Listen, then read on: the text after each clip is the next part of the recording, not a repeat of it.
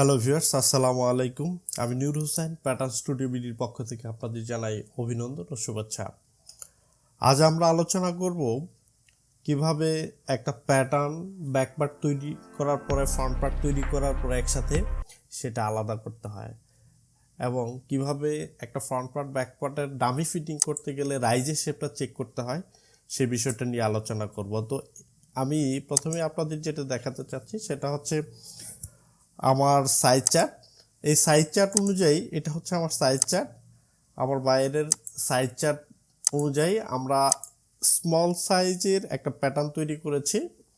সেই প্যাটার্নটা হচ্ছে এই একটা মোডারিস সফটওয়্যারটা ওপেন করলে আমরা গত পর্বে দেখিয়েছি, এর আগে পর্বে দেখিয়েছি যে ফ্রন্ট পার্ট প্রথমে কেমনে তৈরি করতে হয়, এরপরে ব্যাক পার্ট কেমনে তৈরি করতে হয়।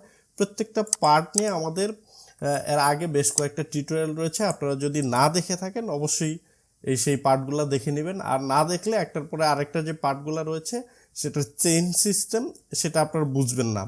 অবশ্যই আমি রিকমেন্ড করব আপনারা পূর্বের পার্টগুলো দেখে নেবেন। আর এখন যে পার্টটি আপনাদের দেখাচ্ছি সেটা খুবই গুরুত্বপূর্ণ। একটা ডামি ফিটিং করতে গেলে আমাদের যে শেপটা প্রয়োজন রাইজের, বিশেষ করে ফ্রন্ট রাইজ, ব্যাক রাইজ, এই যে শেপটা আমাদের কেমন হবে, কী আকৃতির হলে আমাদের ডামিটিতে ফিটিং হবে, সেটা নিয়ে আমি আপনাদের দেখাবো একদম। তো এই হচ্ছে আমার প্যাটার্ন, ব্যাক পার্ট আর ফ্রন্ট পার্ট একসাথে আমি করেছি। এটারে আমরা কি করব, এখন ব্যাক পার্ট ফ্রন্ট পার্ট আলাদা করে নিব। আলাদা করে নিতে হলে আমাদের এখন যেটা করতে হবে সেটা হচ্ছে আমরা চলে যাবে শিটে, যে উপরে শিটে দেখেন ফাইল, এডিট, এরপর শিটে যাওয়ার পরে দেখেন 2 নম্বর অপশন নিউ শিটের পরে কপি। এটা কিবোর্ড থেকে আপনি Ctrl+C দিয়েও কপি করতে পারেন। এখন দেখেন আমি এই কপিতে ক্লিক করার পরে এই শিটটা ধরে নিচে ছেড়ে দিলাম। কারেন্ট শিটে ক্লিক করে আমি যদি আপনাদের দেখাই, আবার F8 ক্লিক করলে সব কটা পার্টস এক জায়গায় হবে। এখন আমাদের 2টা প্যাটার্ন হয়ে গেছে অলরেডি।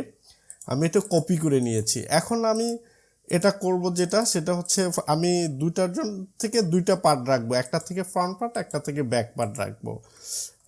আমার চেক করতে হলে 2টা আলাদা করতে হবে। এখন আমি এই অংশটা থেকে, এটা থেকে ফ্রন্ট পার্টটা রাখবো, ব্যাক পার্টটা আমি ক্লোজ করে দিব, কেটে দিব। সেক্ষেত্রে আমাদের যেটা করতে হবে সেটা হলো F3-তে যাওয়ার পরে এই যে উপরে দেখতে পাচ্ছেন ডিলেট, এই ডিলেট অপশনটা দিয়ে আমি একটা এই লাইনে ক্লিক করে ডিলেট করে দিচ্ছি। দেখেন এই যে আমি এগুলো ডিলেট করে দিচ্ছি।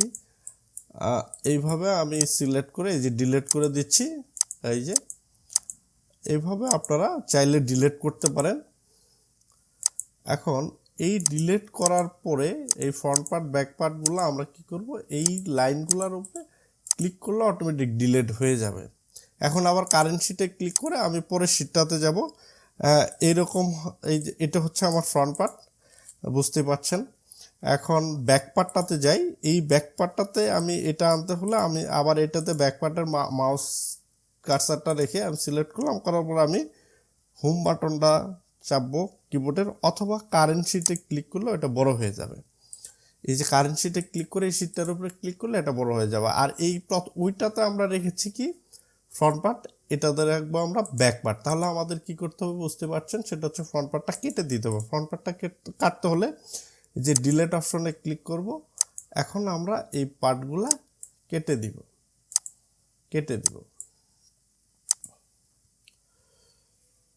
এই পার্টগুলা এভাবে কেটে দিব। এই ডিলেট অপশনে ক্লিক করে এটা কেটে দিলাম। এইভাবে আমরা প্রত্যেকটা অংশ কেটে দিব। দেওয়ার পরে যেটা হয়, আমরা নিচের অংশটা যদি কেটে দেই, দেখেন নিচের অংশটা কেটে দিলে পুরোটা চলে গেল। এই যে নিচের বটমের এই জায়গাটাতে আমাদের শেপটা ঠিক থাকলো না। এখন যেটা করবো, আমি Ctrl+Z দিয়ে আবার পূর্বের জায়গায় আনলাম। আনার পরে এই যে নিচে দেখেন আমাদের এই বক্সটির মানে সফটওয়্যারটি সবার নিচের দিকে দেখেন বাম পাশে কার্ভ পিটিএস এর পরে প্রিন্ট অপশনটাতে আমি একবার মাউস দিয়ে ক্লিক করার পরে দেখেন এটা কালারটা চেঞ্জ হয়ে গেল। এখন আমি এই ডিলেটে ক্লিক করে আমি ক্লিক করে দিব, এই কেটে দিব। কেটে দেওয়ার পরে ডিলেট করে দেওয়ার পরে দেখেন এটা কালারটা হ্যাঁ, আমি পুরাটাই এই দুটো দাগে আমি ক্লিক করে দেওয়ার পর এখানে আমার যে দাগটা রয়েছে সেটা হচ্ছে আমি শেপটা বুঝতে পারবো যে কোন জায়গা থেকে আমার শেপটা ছিল। এখন আমি F1-এ যাব, বিজিআরে ক্লিক করব, করে আবার কিবোর্ডের শিফট বাটন চেপে ধরে আমি বটম থেকে আবার এই পয়েন্টগুলোতে আমি দাগটা দিয়ে দিলাম। এখন যদি কোথাও আমার একটু শেপ অ্যাডজাস্ট করতে হয় তাহলে আমার পূর্বে দাগটা যেহেতু আছে তাহলে আমি সহজেই অ্যাডজাস্ট করতে পারবো। দেখেন নতুন বিজিআর দিয়ে নেওয়ার পরে ওই দাগে দাগে আমি এটারে আবার অ্যাডজাস্ট করে দিলাম। আমার অ্যাডজাস্ট করে দেওয়া শেষ হয়ে গেলে হ্যান্ডেল অপশনটা উঠাই দিলাম, প্রিন্টটা উঠাই দিব। দেখেন আবার এই যে দুটো পয়েন্ট রয়েছে এই দুটো পয়েন্টও আমি উঠাই দিলাম।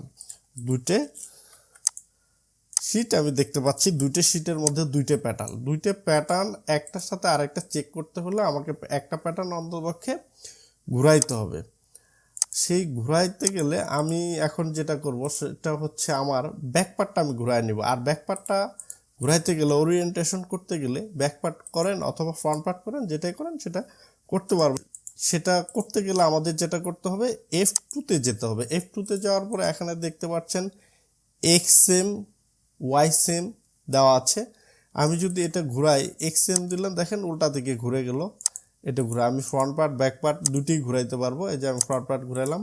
আর এটা উল্টা উল্টি যদি ঘুরাই সুদা এই যে এভাবেও আপনারা ঘুরাইতে পারেন, এভাবেও ঘুরাইতে পারেন। এই পার্ট থেকে ওই পার্ট চলে গেল। এখন আমি যেটা করব সেটা হচ্ছে আমার এই পার্টগুলারে আমি আমার এই প্যাটার্নগুলারে ঘুরিয়ে নিব, যে ওরিয়েন্টেশন করে নিব। ব্যাকপার্টটা যদি আমি ঘুরাই এভাবে ঘুরাই নিলাম। এখন যা যেতে হবে এরপরের যে কাজ সেটা হচ্ছে F8-এ যেতে হবে। যাওয়ার পরে আমাদের আমি ইচ্ছা করলে মেরিতে ক্লিক করেও আমি এটা নিতে পারতাম। এই যে মেরিতে ক্লিক করে আমি এই যে নিলাম, একটার উপরে আরেকটা রাখলাম। এখন আবার যদি পভার্টি লাইন দিয়ে আমি এটারে ঘুরাইতে পারবো। দেখেন এই যে ঘুরান যাচ্ছে। এইভাবেও আমরা এটা চেক করতে পারি অনেকটা। দেখেন আমাদের শেপটা অনেক সুন্দর হয়েছে এটা। আর আরেকটা ওয়েতে আমি চেক করতে পারি, আমি যদি এটা থেকে আবার এই ডিফল্টসে ক্লিক করে যদি আমি এটারে উপরে ক্লিক করি, ব্যাকপার্টটার উপরে ক্লিক করি তাহলে চলে গেল। এখন আমি আবার আরেকটা ওয়েতে দিতে পারি, সেটা হচ্ছে অ্যাসেম্বলি। দেখেন অ্যাসেম্বলিতে আমি যদি ক্লিক করি, করার পরে আমি ব্যাকপার্টটা এখান থেকে একটু ক্লিক করলাম, ক্লিক করে এই যে দেখেন মাছির মতো লক হয়ে গিয়েছে। এখন এটি নিয়ে ফ্রন্ট পার্টের সাথে আমি এইভাবে দিয়ে দিলাম, ছেড়ে দিলাম। এখন দেখেন এই যে আমার শেপটা আমার কাছে মনে হচ্ছে অনেক সুন্দর রয়েছে। এরকম যদি ইউ আকৃতির শেপটা থাকে ব্যাকরাইজের তাহলে বুঝবেন যে হ্যাঁ এই শেপটা মোটামুটি ঠিক আছে।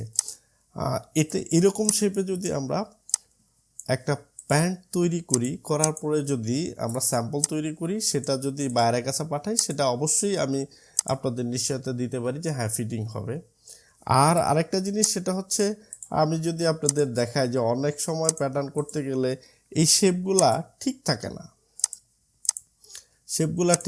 যেমন এই যে অনেকের এরকম হইতে পারে, এটা আসলে কোনো ভালো শেপ না। এটা ভালো শেপ না। আপনার ফ্রন্ট পার্টও খারাপ হয়ে যেতে পারে, এরকম হয়ে যেতে পারে, এরকম হয়ে যেতে পারে। অনেকে এরকম করে প্যাটার্ন করেন। এইরকম অপশন যদি হয় এটা আসলে শেপটা ভালো না। এই শেপে প্যাটার্ন তৈরি করলে আপনার এই যে এই পয়েন্টটার মধ্যে দেখেন এটা গুল হতে হবে। মানুষের যে ফ্রন্ট পার্ট ব্যাক পার্টের যে রাইজের যে শেপটা সেটা হচ্ছে অনেকটা ডিম্বাকৃতির ইউ আকৃতির মতো। আর এই ইউ আকৃতির করতে হলে আমাকে ফ্রন্ট পার্ট আরও শেপ দিতে হবে এই জায়গায়। আরেকটা জিনিস খেয়াল রাখতে হবে, এখানে যে আমি শেপ দিব এটা যদি ওভারলক হয় অথবা ব্যাকরাইজ পাকা করতে হয় তাহলে সেই শেপগুলো আমাদের খেয়াল রাখতে হবে। আর মূল বিষয় হচ্ছে আমাদের আগে জামিতে যেন ফিটিং হয়, আমাদের স্যাম্পলটা যেন সহজেই অ্যাপ্রুভ হয়। প্যাটার্নটা দিয়ে স্যাম্পল তৈরি করলে যেন সহজেই অ্যাপ্রুভ হয়, বাইরের কাছ থেকে অ্যাপ্রুভ নিয়ে যেন আমরা পরবর্তী ধাপগুলোতে যেতে পারি। এর জন্য আমাদের এইভাবেও আমরা কি করব, হ্যান্ডেলটা চালু করে এই হ্যান্ডেল অপশনটা দিয়ে আপনারা এই শেপটা অ্যাডজাস্ট করে নিতে পারেন। এখন এই দেখেন এই যে এই শেপটা অনেকটাই সুন্দর। এরকম শেপ যদি হয় তাহলে আপনার বুঝতে হবে যে হ্যাঁ ঠিক আছে।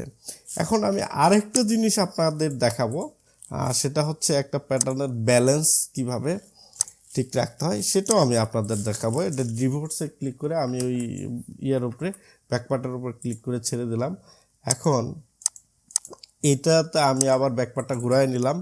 এখন আমি ফ্রন্ট পার্টটা নিয়ে ব্যাকপার্টের উপরে রাখবো। আমি যদি এই ফ্রন্ট পার্টটা এইভাবে নিয়ে আমি ইনসিয়ামের ব্যালেন্স যদি চেক করি, দেখেন আমার এই অংশটুকু মোটামুটি ভিতরের দিকেই আছে।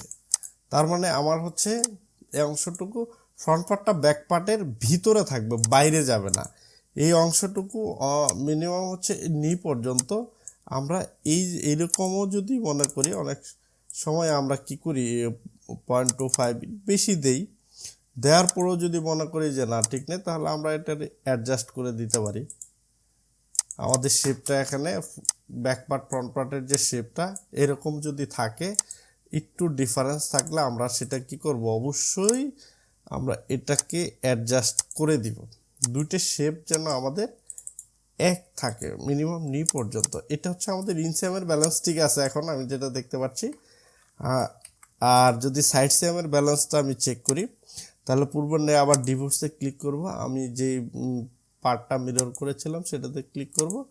ক্লিক করার পরে এখন আমরা আবার আমাদের এবার ইনসিয়াম তো চেক করা হয়ে গেছে। এখন আমরা যদি এই এসএমডিতে ক্লিক করে এখানে ক্লিক করে আবার যদি আমরা সাইড সিয়াম শেপটা দেখি, দেখেন এই যে এই জায়গাটাতে নি পয়েন্টটাতে আমাদের ব্যাক পার্টটা ভিতরে ঢুকে গেছে, ফ্রন্ট পার্টটা বাইরে রয়েছে। এরকম থাকলে আপনারা কি করবেন, অবশ্যই প্রিন্ট দিয়ে আমরা কি করব, এই এই এই যেটা মুভ বাটন দিয়ে আমি সরাই নিব। নেওয়ার পরে আমার সাইড সিয়ামের শেপটা অ্যাডজাস্ট করে দেবো। দেখেন আমার ফ্রন্ট পার্ট আর ব্যাক পার্টের যে সাইড সিয়ামের শেপটা আমি এখান থেকে অ্যাডজাস্ট করে নিলাম। এই হচ্ছে আমার অ্যাডজাস্ট করে নিলাম। নেওয়ার পরে আমরা এখন কি করব, আবার পূর্বের নেই ডিভোর্স দিয়ে আমরা এটারে শেষ করে দিব।